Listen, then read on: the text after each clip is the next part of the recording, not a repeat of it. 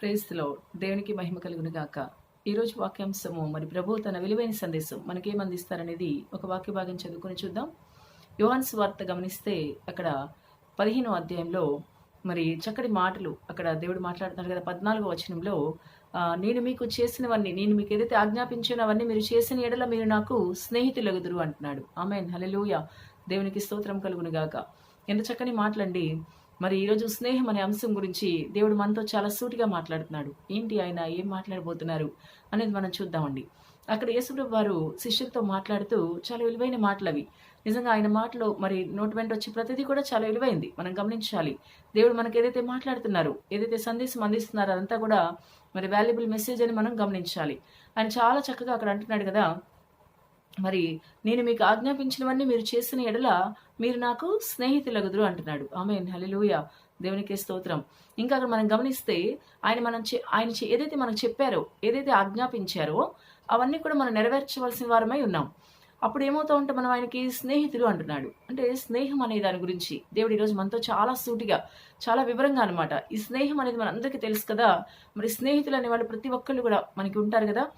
ఎందుకంటే మన ఈ లోకంలో ఉన్నంత కాలం కూడా ఎవరో ఒకరితో ఒక రిలేషన్ కోరుకుంటాం మనం. ఎందుకంటే లేదంటే ఒంటరితనంగా మనం ఫీల్ అవుతుంటాం. ఈ ఒంటరితనం అనేది కూడా 2 రకాలుగా ఉంటుందండి. అదొకటి ఏంటంటే భౌతికమైన ఒంటరితనం అనమాట. అది ఇంకొకటి అంతరంగంలో, అంటే మానసికంగా కూడా కొంత ఒంటరిగా మనం ఫీల్ అవుతుంటాం. అయితే ఈ భౌతికమైన ఒంటరితనం ఉంది కదా, ఇదంతా ఎలా పోతుంది మనకంటే, మన కుటుంబ సభ్యులు ఉంటారు కదా, మన ఫ్యామిలీ మెంబర్స్ ఉంటారు చూసారా, వాళ్ళ ద్వారా మనకి ఈ భౌతికమైన ఒంటరితనం పోవడానికి అవకాశం ఉంటుంది.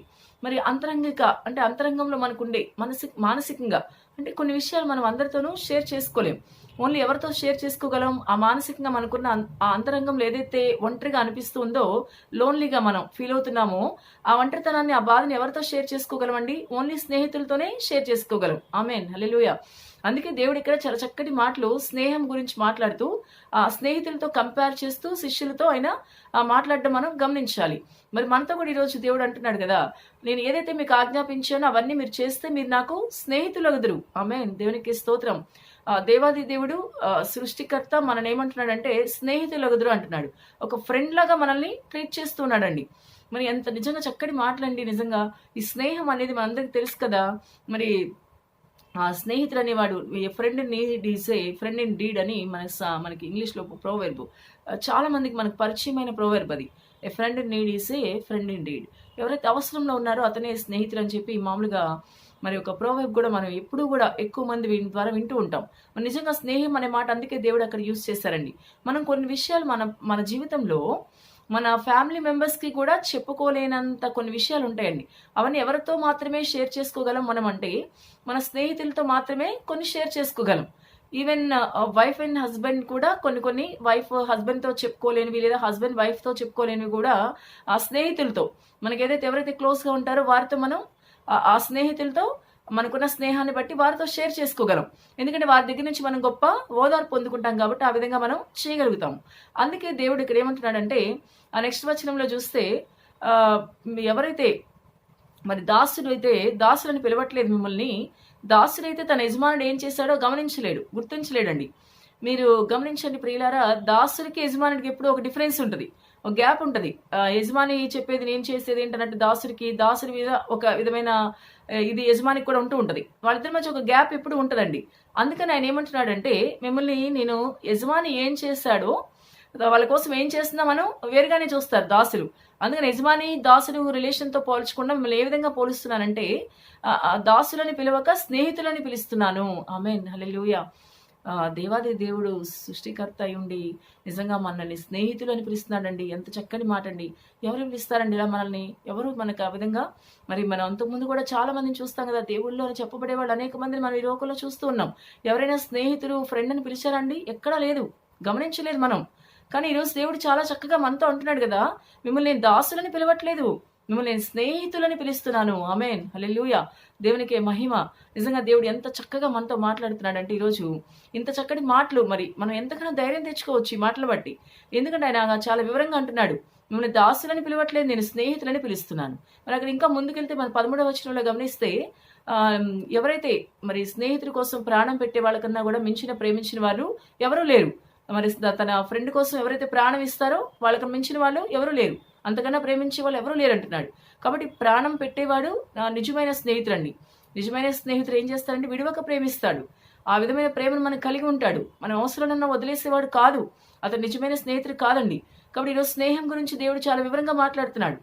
వింటున్న సహోదరి సహోదరుడా, నువ్వు నీ స్నేహంలో ఏమైనా మోసపోయి ఉండొచ్చేమో. ఈ లోకానికి సంబంధించిన కొంతమంది స్నేహితులు నిన్ను మోసం చేశారేమో. నువ్వేమైనా ఇబ్బందుల్లో ఇరుకుల్లో ఉన్నావేమో. ఈ రోజుల్లో స్నేహాలు మరి నిజంగా చాలా మంచి స్నేహాలు, నిజమైన స్నేహాలు మనం చూడలేకపోతున్నామండి. వీలైనంత వరకు ఫ్రెండ్స్ మోసగించడం, అవసరం ఉన్నంత వరకే మన దగ్గర ఉండడం, తర్వాత మనతో మాట్లాడకపోవడం, కాంటాక్ట్లో లేకపోవడం, మనల్ని కొంతమంది మరి కొన్ని ఆర్థిక పరిస్థితుల్లో కూడా స్నేహితుల ద్వారా మోసపోయిన వాళ్ళు ఉన్నారండి. ఇటీవల కాలంలో నేను ఒక సహోదరునితో మాట్లాడినప్పుడు, నా స్నేహితుల ద్వారా నేను మోసపోయాను, దాదాపు లక్షల్లో అప్పులైపోయాను, ఇప్పుడు నా పరిస్థితి ఏం అర్థం కావట్లేదు, ఎంతో నమ్మాను నా స్నేహితుడిని నేను, మరి నా కార్డు కూడా కనీసం నా క్రెడిట్ కార్డు, డెబిట్ కార్డ్స్ అన్నీ కూడా వాళ్ళ దగ్గర ఉన్నాయి, కార్డ్స్ యూజ్ చేసి నా అకౌంట్లో ఉన్నవన్నీ ట్రాన్స్ఫర్ చేశారని చాలా బాధపడుతూ మాట్లాడాడండి ఆ సహోదరుడు. నిజంగా చాలా సూసైడ్ చేసుకుంటానన్న పరిస్థితుల్లో అతను ఉన్నప్పుడు మరి దేవుని బట్టి నిజంగా కొన్ని మాటలు దేవునితో మాట్లాడడానికి, మరి దేవుడు చెప్పిన మాటలు మరి ఆ బిడ్డతో మాట్లాడడానికి దేవుడు నాకు సహాయం చేశారండి.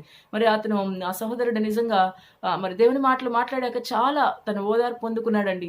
నిజంగా దేవుని అయితే నిజంగా ప్రేమిస్తాడు. ఈ లోకంలో స్నేహాలు ఇలా ఉన్నా సరే, మీ స్నేహితులు మిమ్మల్ని మోసం చేసినా సరే, దేవుడైతే మిమ్మల్ని ప్రేమిస్తాడు, విడివక ప్రేమిస్తాడు. ఇంకా మన కోసం ప్రాణం పెట్టిన ఆయన స్నేహం, ఆయన ప్రేమ గొప్పవని నేను మాట్లాడినప్పుడు తను చాలా నిజంగా మరి ఆలోచనలు ఏదైతే మరి చనిపోవాలన్న ఆలోచనలో ఉన్నాడో, డిప్రెషన్లో అనమాట కృంగిపోయి ఉన్నాడో, తన ఆలోచన నుంచి బయటికి రావడం జరిగింది. దేవుని కృపను బట్టి దేవా నిజంగా ఎంత గొప్ప ఆ రోజు గొప్ప కార్యం అనమాట దేవుడు చేశాడు. కాబట్టి ప్రియులారా, మనం ఎంత గొప్ప దేవుడిని కలిగి ఉన్నాం. అందుకే ఈరోజు స్నేహం గురించి దేవుడు అంటున్నాడు.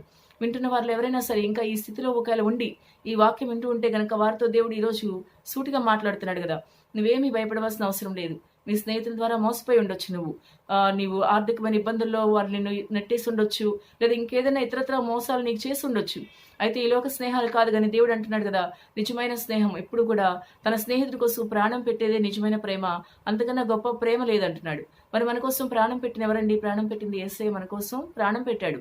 ప్రాణం పెట్టిన ప్రేమ కాబట్టి ఆయన మనకి స్నేహితులను పిలుస్తున్నాడు. నిజమైన స్నేహితుడు విడివక ప్రేమిస్తాడు, తన కోసం తన స్నేహితుని కోసం ప్రాణం పెడతాడు. కాబట్టి ప్రాణం పెట్టిందే యేసయ్య ప్రేమ, దేవుని ప్రేమ అండి. చాలా గొప్ప ప్రేమ. ఆయన మనల్ని స్నేహితులను పిలవడం చాలా గొప్ప విషయం. స్నేహం అనే మాట ఎందుకు అంటున్నారంటే, మరొకసారి చెప్తున్నాను, మన జీవితాల్లో ఎన్నో విషయాలు మనం ఎవరితో షేర్ చేసుకోలేకపోవచ్చు, ఒక్క స్నేహితుడితో మాత్రమే షేర్ చేసుకోవచ్చు. కానీ ఈ రోజుల్లో ఏ స్నేహితుడు కూడా నమ్మడానికి వీల్లేదు. కాబట్టి స్నేహితుల ద్వారా కూడా మనం మోసపోతున్నాం. కాబట్టి నిజమైన ప్రేమ ఎవరు కూడా స్నేహితులు చూపించలేకపోతున్నారు. కాబట్టి ఎక్కడో కొంతమంది ఉండవచ్చు. అందరినీ నేను అనడం లేదు, కానీ కొన్ని స్నేహాలు నిజమైన ఉండొచ్చు. కానీ ఎప్పటికీ నిజంగా మనల్ని ప్రేమించి మనల్ని ఎన్నడూ మోసం చేయకుండా మనం ఏ విషయమైనా ఆయనతో చెప్పుకోగలిగిన నిజమైన స్నేహితుడు యేసు. ఆమేన్, హల్లెలూయా. ఈరోజు వింటున్న వారిలో గమనించండి, ఎవరైనా ఇంకా యేసును కలిగి ఉండకపోతే ఆ నిజ స్నేహితుడిని మీరు కలిగి ఉండండి. మన కోసం ప్రాణం పెట్టిన స్నేహితుడు ఆయన. నిజంగా స్నేహితుని కోసం ప్రాణం పెట్టిన వాడికన్నా ఎక్కువ ప్రేమించి వారు ఎవ్వరూ లేరని వాక్యం సెలవిస్తుండగా, మన నిజంగా మన కోసం ప్రాణం పెట్టిన ఆ స్నేహితుడు యేసు ప్రభు వారే.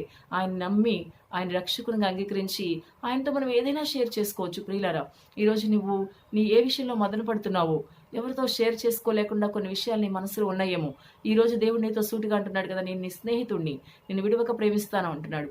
అందుకే ఆయన ఏంటంటే, నా తండ్రి వల్ల నేను విన్న ప్రతిదీ కూడా మీతో నేను పంచుకున్నాను అంటున్నాడు. అంటే ఆయన ఏమంటున్నాడు, అందుకే మిమ్మల్ని స్నేహితులుగా, దాసులుగా నేను అనడం లేదు. దాసులు తన యజమాని చేసేది ఎప్పటికీ గమనించలేడు, స్నేహితులైతేనే. అందుకని మిమ్మల్ని స్నేహితులు, దాసులని పిలవడం లేదు, స్నేహితులని పిలుస్తున్నాను. ఎందుకు పిలుస్తున్నానో కూడా ఆ వర్డ్ అక్కడ క్లియర్గా చెప్తున్నాడు ఆయన. నా తండ్రి వల్ల నేను వినిన సంగతులన్నీ మీతో నేను చెప్పాను, ఏది దాచుకోలేదు, అన్ని మీకు చెప్పుకున్నాను, అన్ని మీతో చెప్పాను నేను. అంటే ఒక ఫ్రెండ్ దగ్గర మాత్రమే అన్ని షేర్ చేసుకోగలం. అలాగే ప్రియులారా, ఈరోజు యేసుప్రభు మనకి స్నేహితుడిగా ఉన్నాడు. ఆయన గొప్ప దేవుడు, శక్తిమంతుడు, రక్షకుడు. మనకి ఇంకా మన విమోచించే దేవుడు, మనకి స్నేహితుడు. కాబట్టి నువ్వు ప్రార్థనలో ప్రతిదీ కూడా ఆయనతో షేర్ చేసుకో. మనుషులతో ఏమీ షేర్ చేసుకోవాల్సిన అవసరం లేదండి. అంత గొప్పగా స్నేహించేవారు, ప్రేమించేవారు ఎవరు లేరు ఈరోజు మనకి.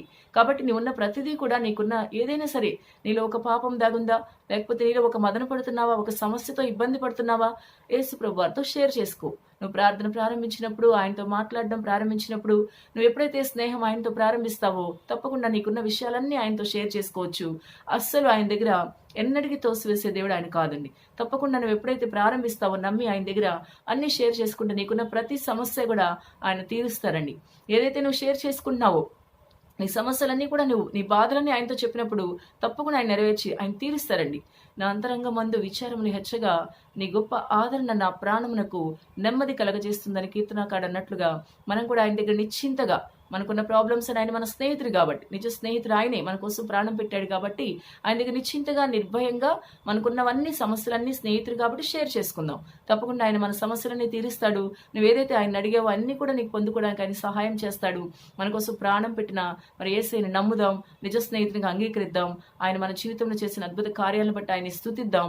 ఆయన చెప్పినవన్నీ మనం నెరవేరుద్దాం. అది ముఖ్యమైనది. ఆయన ఏదైతే ఆజ్ఞాపించాడో అవన్నీ చేస్తే అప్పుడు మనం స్నేహితులుగా ఉంటామని చెప్తున్నాడు. కాబట్టి ఆయన చెప్పినవన్నీ మనం చేద్దాం. ఏదైతే వాక్యం ఉందో వాక్యానుసారంగా మనం జీవిద్దాం. అప్పుడు తప్పకుండా మనం నిజంగా ఆయన మన స్నేహితులుగా అంగీకరిస్తారు. మనం చెప్పినవన్నీ ఆయన వింటాడు. నువ్వేదైతే సమస్య ఉందో ఆ సమస్యన్ని కూడా ఆయన తీరుస్తారండి. కాబట్టి అలాంటి గొప్ప స్నేహితుని మనం ఈరోజు కలిగి ఉన్నాం. నిజంగా స్నేహం అంటే నిజంగా చెలిమి, ఇంకా ఇతరతర మాటలు కూడా దోస్తు, నేస్తం అనే అనేక మాటలు ఉంటాయి. ఇవన్నీ కూడా మనం మన కోసం ప్రాణం పెట్టిన వాళ్ళకే యూజ్ చేయాలి. యేసయ్య మన కోసం ప్రాణం పెట్టాడు కాబట్టి ఆయనే మనకి నిజమైన స్నేహితుడు. నిజమైన స్నేహితుడు విడవక ప్రేమించును, తన స్నేహితుడి కోసం ప్రాణం పెడతాడు. మన కోసం ప్రాణం పెట్టిన యేసయ్యే నిజమైన స్నేహితుడు కాబట్టి ఆయనతో మనం అన్ని షేర్ చేసుకుందాం. ఆయన దగ్గర నుంచి నిజంగా మరి ఆయన చెప్పినవన్నీ మనం చేద్దాం. ఆ విధంగా ఉన్నప్పుడు మన స్నేహం తప్పకుండా కూడా ఆయనతో షేర్ చేసుకున్నప్పుడు మనకు ఆయన సహాయం చేస్తాడు. అటు గొప్ప కృప దేవుడు మనందరికీ దయచేయను గాక. ఆమేన్.